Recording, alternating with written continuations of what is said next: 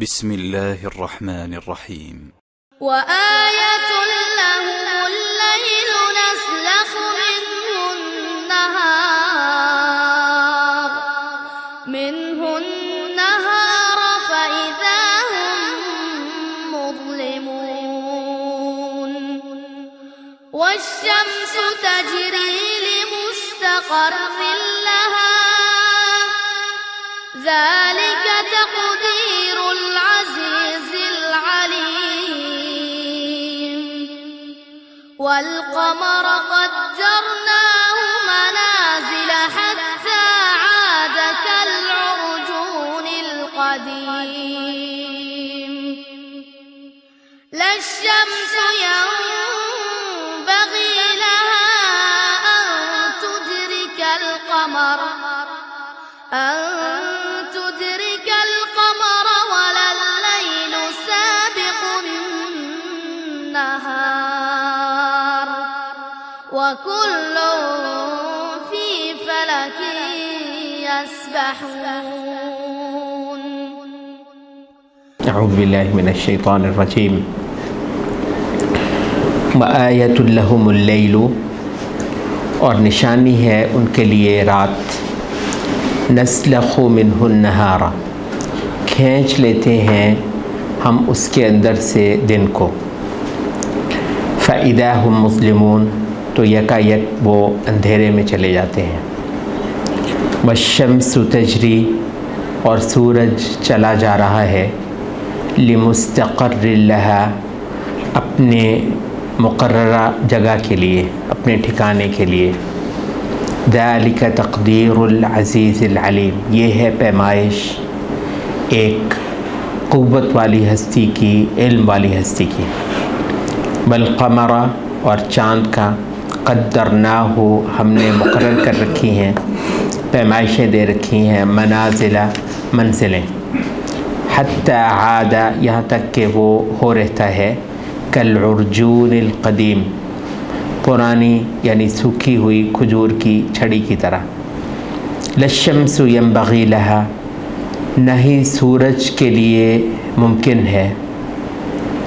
ان تدرک القمر، کہ جا پکڑے چاند کو. ولا اللیل سابق النہار، اور نہ ہی رات پہلے آ سکتی ہے دن سے. وکل، اور ہر چیز ہی. فی فلکن، ایک فلک میں، ایک مدار میں. یسبحون، گردش کر رہی ہے. کل بھی ہم نے اللہ تعالیٰ کی نشانیوں کے کچھ مظاہر پڑھے تھے ان آیات کے اندر، اور ان کا تعلق تھا بنیادی طور پر زندگی سے، زندگی کا فینومینا. اور اس کے لیے اللہ تعالیٰ نے کہا کہ زمین کو ہم نے نشانی بنایا ہے. زمین جس کو ہم نے بالکل مردہ تھی، بے جان تھی، اس کو ہم نے زندہ کر دیا. ایک تو اس معنی میں کہ الارض المیتۃ احییناہا، کہ کبھی زمین بھی بالکل ویسے ہی باقی ان سیاروں کی طرح تھی جہاں بالکل بے آب و گیا، کچھ وہاں پر پیدا نہیں ہوتا. تو زمین بھی کبھی کسی دور میں بالکل ایسے ہی تھی، اور پھر یوں ہوا کہ احییناہا، ہم نے زمین کو زندگی دے دی. وَأَخْرَجْنَا مِنْهَا حَبًّا، اور اس کے اندر سے پھر ہم نے اناج، غلے اور طرح طرح کی چیزیں کھانے پینے کی وہ انسانوں کے لیے پیدا کر دیں. تو اس معنی میں بھی ہے، اور اس معنی میں بھی کہ خود ہمارے سامنے زمین بالکل چٹیل، بے آباد، بے جان، مردہ ہوتی ہے. یہاں تک کہ لوگ دعائیں کر رہے ہوتے ہیں کہ اے کائنات کے مالک ہمیں بارش دے دے. جیسے اس وقت کئی سارے علاقوں کے اندر شدید گرمی ہے اور لوگ بارش مانگ رہے ہیں، تو پھر اللہ تعالیٰ بارش دے دیتا ہے، تو وہی مردہ زمین خود ہمارے دیکھنے میں بھی ہری بھری ہو جاتی ہے.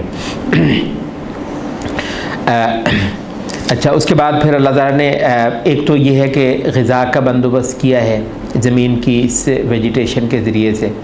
اچھا، پھر صرف اتنا نہیں ہے کہ چلیں جی تمہارا پیٹ بھرنا تھا سو بھر دیا، غلے اناج نہیں، اس میں پھر کہا کہ ایسے ایسے مزے کے میوے ہیں. اچھا، مزے اور لطف اور رنگ، تنوع چیزوں کا، باغات ہیں کھجوروں کے، انگوروں کے، اور پھر چشمے جو ہیں وہ بہا دیے ہیں.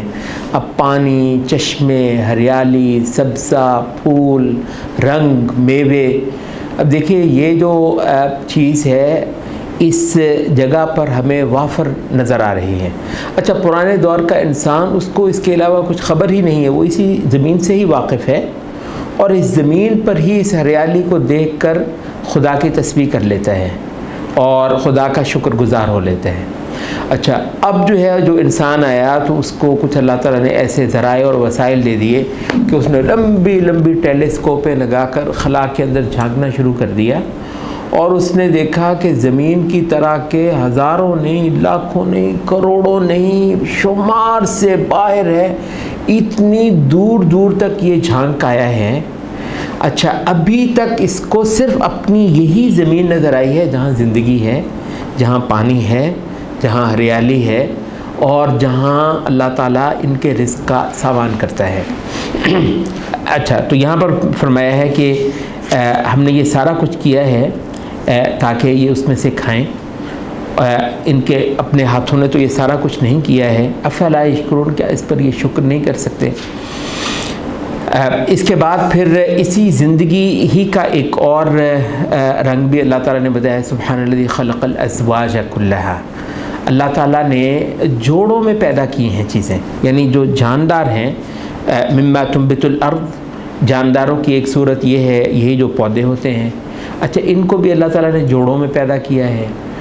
اور پھر ومن انفسہم، پھر انسانوں کو بھی، ومما لا یعلمون، اس کے علاوہ جو بے شمار زندہ مخلوقات ہیں ان کو بھی اللہ تعالیٰ نے جوڑوں کے اندر پیدا کیا ہے. اور یہ بھی ایک حقیقت ہے کہ ایسی چیزیں ہیں کہ جن کے اندر انسان کا تصور نہیں ہو سکتا تھا. اب بتایا ہے کہ کوئی دنیا کی زندہ چیز ایسی ہے ہی نہیں جو کسی نہ کسی انداز میں جوڑوں کے اندر پیدا. اچھا، جوڑے ہونا، پیئرز ہونا، اس میں اللہ رب العزت کی ایک خاص قدرت جھلکتی ہے. وہ کہتے ہیں کہ یہ دو ہاتھ، مطلب ایک ہاتھ جو ہے بنایا ہے اللہ تعالیٰ نے، پھر دوسرا بنایا. اچھا، یہ ایسا بھی نہیں ہے کہ یہ دونوں مکمل طور پر ایک سے ہوں. یہ جو ہے اس کا رخ ادھر کو ہے، اس کا رخ ادھر کو ہے، یعنی ایسا نہیں ہے کہ اس کو بنایا ہو، اس کی یہ جو ہے نا اس کا بھی رخ ادھر کو ہو، اس کا بھی رخ ادھر کو ہو. تو یہ دونوں ایک دوسرے سے ملتے بھی ہیں اور ان کے اندر پھر ایک ڈفرینس بھی ہے. وہ ڈفرینس بھی مطلوب ہے اور وہ جو اس میں یکسانیت ہے وہ بھی مطلوب ہے. یہ کمال خوبصورت کمال بیان ہے. آپ کی آنکھیں ہیں، یعنی آپ کی آنکھیں، دو آنکھیں ہیں، ان میں شدید درجے میں مماثلت ہے، لیکن دونوں آنکھوں میں پھر فرق بھی ہے. دونوں آنکھوں میں پھر فرق بھی ہے. یہ اس کو جو ہے ادھر کو بنایا ہے تو اس کو ادھر کو بنایا ہے. پھر یہ کانوں کے اندر وہ ہے. اچھا، عورت اور مرد کے اندر مابین شدید مماثلت ہے. اچھا، وہ جو مماثلت ہے وہ بھی مطلوب ہے. کوئی ایسی مماثلت نہیں ہے جو مطلوب نہ بنتی ہو، جو مزیدار نہ ہو، جو اس کے اندر اس مخلوق انسانی کے اندر رنگ نہ بھرتی ہو. اچھا، وہ جو مماثلتیں ہیں. اچھا، لیکن یہ ہے کہ پھر ان کے اندر فرق جو ہے وہ رکھا ہے. جو فرق رکھا ہے وہ کمال ہے. وہ فرق مطلوب تھا. اگر وہ فرق نہ ہوتا تو کہتے ہیں کہ یہ ہمیشہ ہی آپ جو ہے نا دو چیزیں بنائیں، دونوں کو الگ الگ کر دیں اور وہ جب جڑیں تو ایک بہت ہی خوبصورت چیز بنا دیں. اس کا مطلب ہوتا ہے ڈیزائن. تو بنیادی طور پر ڈیزائن بولتا ہے کائنات کی تمام زندہ مخلوقات کے اندر. اچھا، یہ تو ہوا جو کل ہم نے پڑھا. آج جو ہے وہ ہم نے دیکھا کہ یہاں اللہ تعالیٰ جو اجرام فلکی ہیں ان کی نشانیوں کو بھی انسان کے سامنے رکھ رہا ہے. سورج کا چلنا، سورج جیسی بھاری چیز ہے اور وہ چلتا ہے ایک خاص رفتار سے. اس رفتار ایسی وہ رفتار ہے کہ اب تو لوگوں نے اس کو کمپیوٹرائز کر کے یہ کیا ہوا ہے کہ اگر کائنات میں زندہ رہنا ہو، باقی رہنا ہو، تو آئندہ 1000 سال کا کہ جو ہے نا سورج کی حرکت جو ہے نا وہ ابھی سے ہم بتا سکتے ہیں۔ اچھا، اس کے بعد چاند کے بارے میں ہے کہ اس کی منزلیں مقرر ہیں ہمیشہ ہی، وہ ایک خاص ایسی میجرمنٹس ہیں۔ ذالک تقدیر العزیز العلیم، ایک غلبے والی، قدرت والی، ایک قہر والی ذات۔ قہر عربی میں کہتے ہیں کہ وہ جس کے ارادے کو رزسٹ نہ کیا جا سکے، اس کو کہتے ہیں قہر۔ قہر یعنی کوئی چاہے نہ چاہے وہ اپنی جو مقرر کی ہوئی بات ہے، جو چیز ہے، جو ڈھنگ ہے، اس کے اوپر چیزوں کو لا کر رہتی ہے وہ ہستی، اس کو کہتے ہیں قاہر۔ وہو القاہر فوق عبادہ۔ تو اللہ کا قہر، ارریزسٹیبل ہونا اللہ رب العزت کا اپنے ارادوں کے اندر، اپنے ڈیزائنز کے اندر، تو ہر چیز جو ہے جیسے جیسے ذالک تقدیر العزیز العلیم، اس کے اندر کمال علم بھی بول رہا ہے، اور اس کے اندر کمال قہر، غلبہ، جبروت، طاقت وہ بھی بول رہی ہے۔ اچھا، یہ جو اجرام ہیں اور یہ جو چیزوں کی موومنٹس ہیں، اللہ رب العزت فرماتے ہیں کہ اس کے اندر تم اللہ رب العزت کی قدرتیں اور حکمتیں بے حد و حساب پڑھ سکتے ہو، اور اسی کے بقدر پھر تم اللہ رب العزت کی صفات کا اور اس کی قوت کا اندازہ بھی کر سکتے ہو، جس سے مطلوب تمہیں یہ دکھانا ہے کہ وہ ہستی جو ہے اس کے پلے کی کوئی ہستی یہاں پر نہیں ہے جو اپنی عبادت کی دعوت دینے کا انسانوں کے اوپر کوئی حق رکھتی ہو۔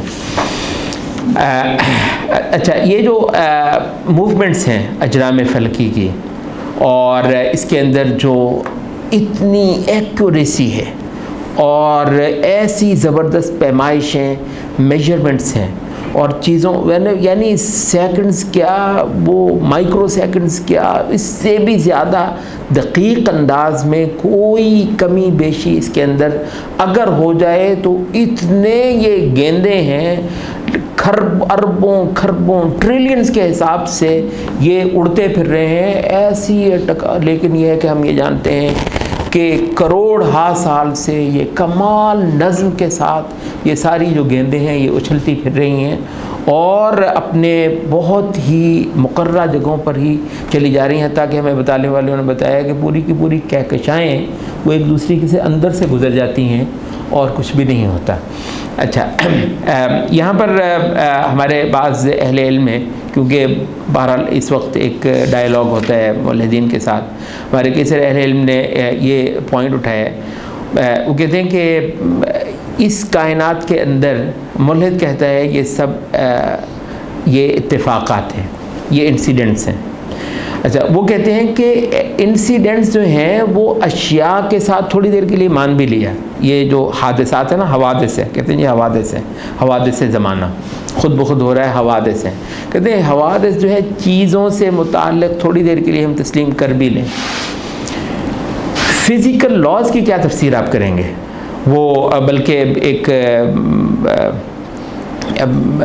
مغربی مفکر ہی ہے، ایمان رکھنے والوں میں سے، ظاہر ہے وہ اپنی انجیل پر ایمان رکھتا ہے، لیکن ملحدین کے ساتھ وہ کہتا ہے کہ بھائی یہ تو کہتے ہیں نا کہ یہ حوادث ہیں، حوادث ہوتے ہوں تو میں چیز کو چھوڑوں تو کبھی یہ نیچے کو جائے، کبھی یہ اوپر کو جائے، کبھی یہ دائیں کو جائے، کبھی یہ بائیں کو جائے، اس کو کہتے ہیں حوادث۔ کہتا ہے میں چیز کو چھوڑوں گا یہ ہمیشہ نیچے کو ہی جائے گی، یہ حوادث کہاں ہیں؟ اچھا، یہ کیوں جائے گی نیچے؟ کہتے ہیں کہ اس وجہ سے کہ یہاں پر قوانین ہیں۔ اب یہ جو لفظ لاز بول رہے ہیں اس پر کبھی غور کیا ہے؟ سید قطب کہتے ہیں کہ یہ جن چیزوں کو تم نے قوانین کہا ہے اور ان کو گیون مانتے ہو، ان سے نکلنا تمہارے بس کی بات نہیں ہے، وہ کہتے ہیں کہ یہ قوانین دراصل اللہ کے کلمات ہیں۔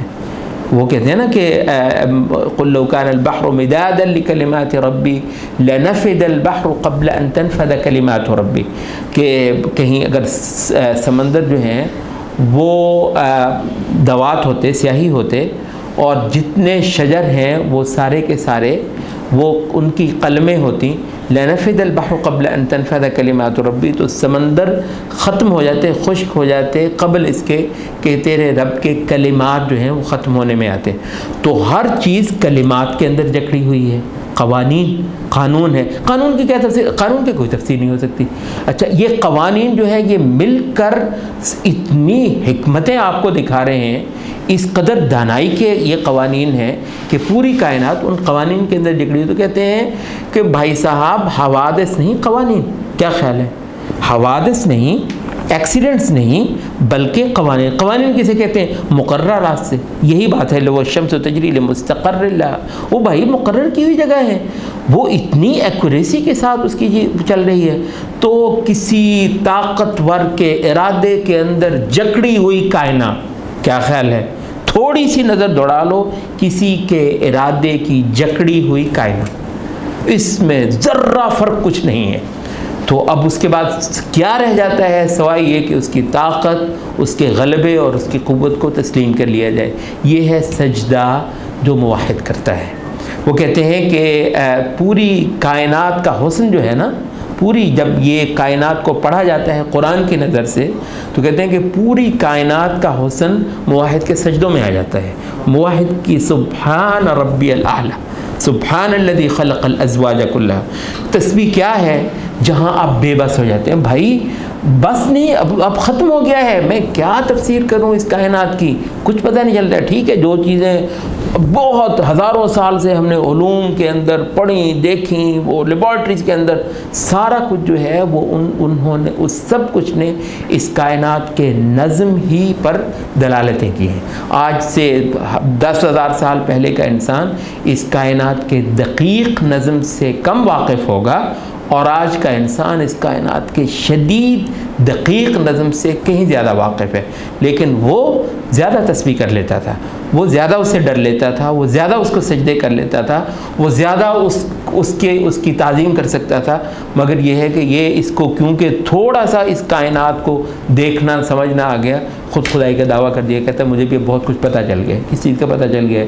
سوائے اس کے کہ یہ کائنات جو ہے کسی خبیر کی، کسی علیم کی، کسی عزیز کی، کسی قوت والے کی کہ ارادے اور اس کی مشیت اور اس کے قہر، وہ جو قہر عربی کا لفظ ہم نے بولا ہے، اس کے قہر کی جو ہے نا زندہ زبان ہے۔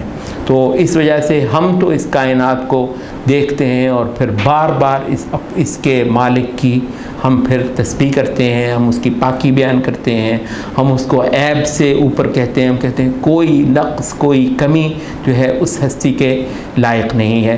تو اس وجہ سے یہی کائناتی جو نشانیاں ہیں یہ پھر ہماری عبادت کو، ہمارے اندر عبادت کے مادے کو اعلیٰ صورت میں جنم دیتی ہیں، اور یہ ہے مطلوب ان مقامات سے جو قرآن مجید ہمیں دکھانا چاہتا ہے۔ قولوا قولی ھذا واستغفر اللہ۔